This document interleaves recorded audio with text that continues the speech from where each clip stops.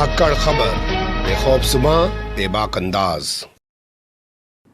धाकड़ खबर के news room से मैं आपके साथ हूं अकरम रईस खान। क्या आने वाले समय में जब इतिहास लिखा जाएगा और आज के दौर की बात की जाएगी उत्तर प्रदेश को लेकर, तो क्या ये लाइन लिखी जाएगी? क्या आदित्यनाथ योगी एक साधु थे, मुख्यमंत्री थे और उनके रहते हुए सबसे ज्यादा साधुओं की हत्याएं हुई और बहुत सारे साधुओं ने आत्महत्या कर ली? आप कहेंगे ये कौन सी लाइन निकाल के ले आए हो? जी हां, एक वीडियो सामने आया है। साधु ने दावा किया है कि अगर मेरी मांग पूरी नहीं की गई तो मैं आत्महत्या कर लूंगा। ये वीडियो मैं आपके सामने रखूं उससे पहले आज के हालात पर रोशनी डाल लेते हैं। आप जानते हैं इलाहाबाद यानी कि प्रयागराज के बागंबरी मठ में अखाड़ा परिषद के राष्ट्रीय अध्यक्ष और महंत नरेंद्र गिरी ने आत्महत्या कर ली है, पुलिस का दावा है। सुसाइड नोट भी बरामद हुआ है कई सारे पेज का।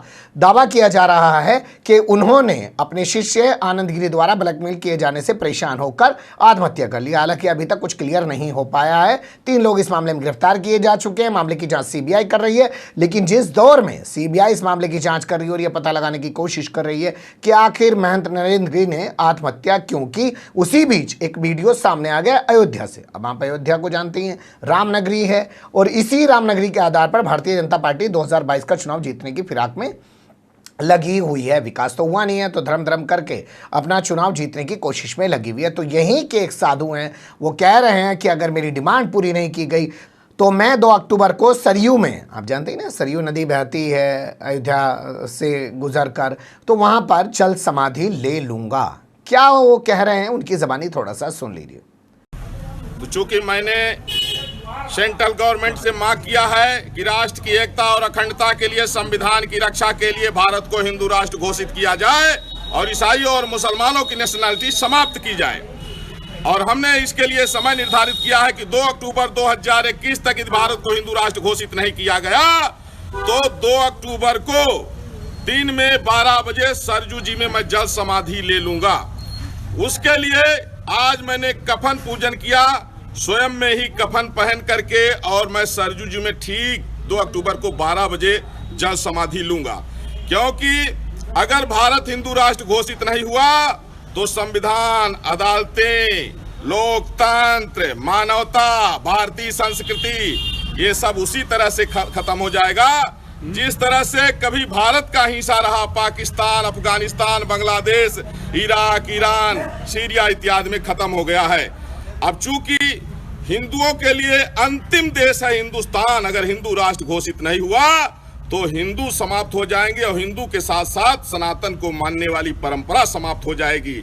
सुन लिया आपने, उनका कहना है कि अगर हिंदू राष्ट्र नहीं बनाया गया तो यहाँ लोकतंत्र खत्म हो जाएगा, यहाँ संविधान खत्म हो जाएगा, अदालत, कोर्ट कचहरी सब कुछ खत्म हो जाएगा। पिछले 75 साल से तो हिंदू राष्ट्र है नहीं भारत, क्या कितनी चीज़ें खत्म हो पाई, लेकिन जो हिंदू राष्ट्र वाला गीत गा रहे हैं जब से सत्ता पे वो बैठे हैं तब से तमाम चीज़ों के खत्म होने का सवाल समय समय पर उठता रहता है कि इन्होंने तमाम लोकतांत्रिक संस्थाओं को ख़त्म करके रख दिया, लेकिन ये एक अलग कहानी बता रहे हैं। इसके अलावा दूसरा वो कह रहे हैं कि यहाँ पर हिंदू भी नहीं बच पाएगा और जब हिंदू नहीं बच पाएगा तो सनातन धर्म भी नहीं बच पाएगा। इसलिए अगर मांग पूरी नहीं की गई तो उन्होंने कफन यह कर लिया है और वो 2 अक्टूबर को दिन में 12 बजे बाकायदा अल्टीमेटम दे रहे हैं, टाइम भी बता रहे हैं, सरयू नदी में जल समाधि ले लेंगे। उनका ये वीडियो पहली बार सामने नहीं आया है। कैसे कैसे इससे पहले उन्होंने क्या क्या कहा है वो आपके सामने रख देते हैं।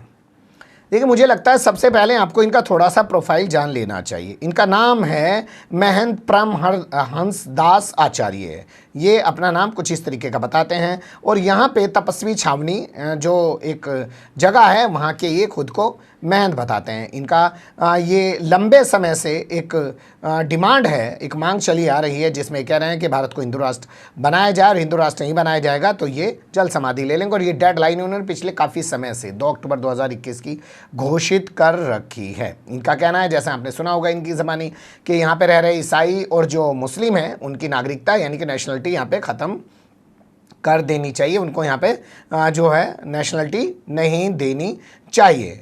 और ये डिमांड जो है इनकी पिछली मुसलसल एक अरसे से चली आ रही है।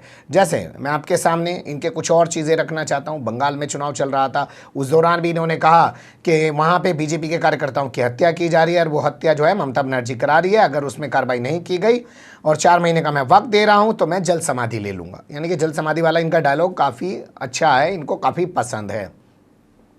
तो इस तरीके की बात ये उस दौरान भी कर चुके हैं। वहाँ पे इन्होंने राष्ट्रपति को पत्र भेजा था और हिंदू राष्ट्र बनाने की भारत को मांग की थी। इसके अलावा 5 दिसंबर 2020 की एक खबर हमें मिली है। इस पत्र को इन्होंने राष्ट्रपति को भेजकर डिमांड की थी कि गाय को राष्ट्रमाता बनाया जाए, और इसके अलावा जो है 7 उसमें मांगे रखी गई थी, और उसमें एक मांग प्रमुखता से ये थी कि भारत को हिंदू राष्ट्र बनाया जाए, नहीं तो ये समाधि ले लेंगे। अब वो वक्त करीब आ गया, देखेंगे कि समाधि लेंगे कि नहीं लेंगे। लेकिन एक चीज़ और आ रही है, जैसे राम जन्मभूमि तीर्थ स्थान ट्रस्ट द्वारा ज़मीन खरीद में घोटाला किया गया, ये तमाम आरोप समाजवादी पार्टी, कांग्रेस और सपा ये लगा रही थी। उस दौरान ये सामने आए थे और उन्होंने कहा मैं 1 करोड़ की मानहानि ठोक दूंगा। खैर अमित शाह के बेटे से कम रहे, उन्होंने तो 100 करोड़ की मानहानि दावायर पे ठोक दी थी, ये तो 1 ही करोड़ का दावा कर रहे थे। लेकिन आप इनकी तमाम खबरें जब देखेंगे कि भाजपा के कार्यकर्ताओं की हत्या हो रही है तो उस पर बोल रहे हैं। जैसे आप इनका देखेंगे 1 करोड़ की मानहानि जो है उनको डिफेंड करने के लिए बोल रहे हैं, क्योंकि सवाल जो है वो विपक्ष के लोग उठा रहे हैं, तो वहाँ 1 करोड़ की मानहानि की बात कर रहे हैं। इसी तरीके से आप इनकी खबर देखिए, 10 जनवरी की है, बाराबंकी में पहुँचे और इन्होंने कहा कि किसान जो है वो आतंकवादियों का एक झुंड है। जो लोग प्रदर्शन कर रहे हैं, धरना कर रहे हैं, मतलब किसानों के समर्थन में खड़े हो रहे हैं, कभी नहीं जानते हैं, उनके लिए जल समाधि लेने की बात नहीं करते हैं। हालांकि जल समाधि कभी भी नहीं लेनी चाहिए। क्यों आदमी मरे भाई, क्यों मरे? सरकार अगर लापरवाही कर रही है, किसी डिमांड को पूरी नहीं कर रही है, तो अपनी ज़िंदगी क्यों दे? अपनी ज़िंदगी उसको नहीं देनी चाहिए। लेकिन फिर भी इन्होंने कभी उस तरीके का ऐलान नहीं किया, बल्कि आतंकवादियों का झुंड बताया। एक खबर ये देखिए, शबनम आपको याद होगी, अमरोहा में, जिसने अपने परिवार के तमाम लोगों की हत्या कर दी थी अपने प्रेमी के साथ मिलकर। वो जेल में बंद है, उसको उम्र कैद सजाए मौत सुनाई जा चुकी है, यानी कि फांसी की सज़ा उसको हो चुकी है। जब वो खबर सामने आई, हमने लगातार उस दौरान आपके सामने कई खबरें रखी, तो उस दौरान इनका बयान सामने आया था और इन्होंने कहा था कि वो एक स्त्री है, एक नारी है, अगर उसको इस तरीके से फांसी दी गई तो परले आ जाएगी।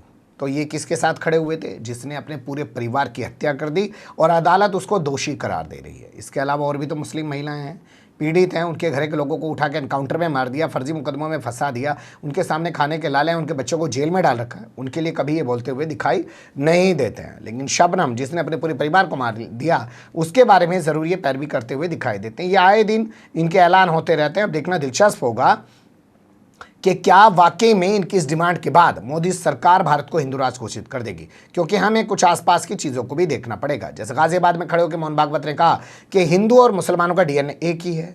मुंबई में जाके उन्होंने कहा कि मुसलमानों को ना सबसे पहले राष्ट्र सर्वोपरि बताना चाहिए, सिखाना चाहिए, और बाद में धर्म की बात करनी चाहिए। और जो इस्लाम भारत में आया था वो आक्रांताओं के जरिए आया था। आरएसएस का एक एजेंडा है जो 1925 से चल रहा है। हिंदुस्तान हिंदुस्तान नहीं है वो शब्द, हिंदू स्थान है असल में वो शब्द, जो आरएसएस की जो है शब्दावली में इस्तेमाल किया जाता है, यानी कि हिंदुओं के रहने का स्थान। तो वो भी हिंदू राष्ट्र बनाने की एक लंबी समय से अपनी जद्दोजहद कर रहे हैं। तो क्या वो जद्दोजहद अब परमहंस दास के ज़रिए ये जो है अल्टीमेटम देके पूरी करवाने की कोशिश की जा रही है, और क्या वो पूरी की जाएगी?